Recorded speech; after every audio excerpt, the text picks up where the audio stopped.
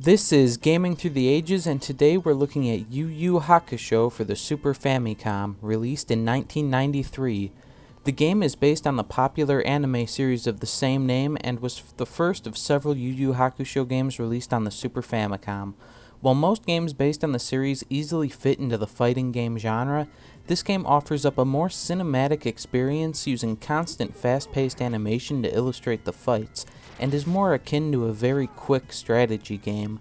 The game has a story mode, where you play primarily through the Dark Tournament saga of the anime, and a free battle mode where you can face a second player or the AI in timed or team battles. There are 18 characters to choose, but passwords from the story mode must be entered to unlock characters.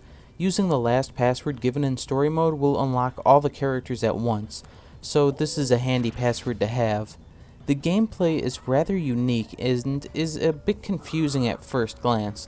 The game doesn't bother to explain anything, and even looking over the key configuration leaves things a bit unclear. At first, the game can be very frustrating, and feels like mostly a game of luck, but as the player becomes more familiar with the character's movesets and how to react to certain situations, the game becomes much more strategic, and as a result, much more fun.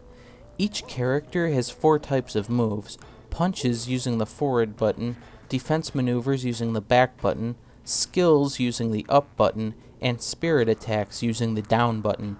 While holding a directional button, a bar charges and the player can hit one of the 4 face buttons to do one of 4 different results of the chosen move type. These can include things like ranged attacks, jumping into the air, healing for some characters, increased spirit power, dodging, blocking, uppercuts, and many others. The further the bar charges, the more effective the attack or defensive maneuver becomes. Spirit and skill moves require 2 types of energy represented by bars in the lower half of the screen. In the center of the screen is a ball with fire inside it, and when moves are successful, some of this fire moves into the slots surrounding the ball. The player can then transfer those into their energy bars by pressing face buttons without directional buttons, but this takes up valuable time. Even though the game initially feels a bit like a game of rock, paper, scissors, it eventually becomes clear that using a given attack in a certain situation is more likely to produce positive results, and this is where the strategy starts to come in. For instance, if the opponent has jumped into the air, it's wise to use your best ranged attack before they land, for a high chance to hit them and even knock them onto their back, giving you time to ready another attack. While the gameplay is fun in its own right, one of the more standout aspects of this game is how much it adheres to its source material. Each character's moves are taken out of the series, and all of their expressions and characterizations are spot on. Even the way they're programmed to fight seems to take inspiration from the fights within the series. For example, a character named Jin, who is a master of wind, spends most of his fight in the air and uses the jump command and performs attack from high above much more than other fighters in the game, which is exactly how he behaves in the series. During the story, which is actually fairly short, the Dark Tournament matches are played as team matches, where you try to defeat the other team's members before they defeat yours.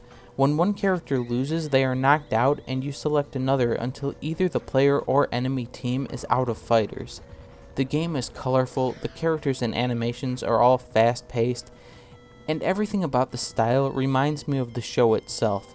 So in that regard, the graphics and music do exactly what they need to, and give the game a cinematic flair not seen much in games from that era. The story itself is pulled directly from the series, and while it speeds up things considerably, it hits the major points of the Dark Tournament saga, and the characters' strong personalities still manage to come through. Overall, I recommend this game to any fans of the series who are willing to put up with a possibly frustrating initial learning curve to uncover a game which is both unique and thrilling once you get the hang of its unusual mechanics. The game creators clearly had respect for the source material, and as a fan of the series, I initially dismissed this game as just not wanting to be a full-fledged fighting game, but when I took the time to dig a little further, I discovered an extremely fun game which I keep coming back to.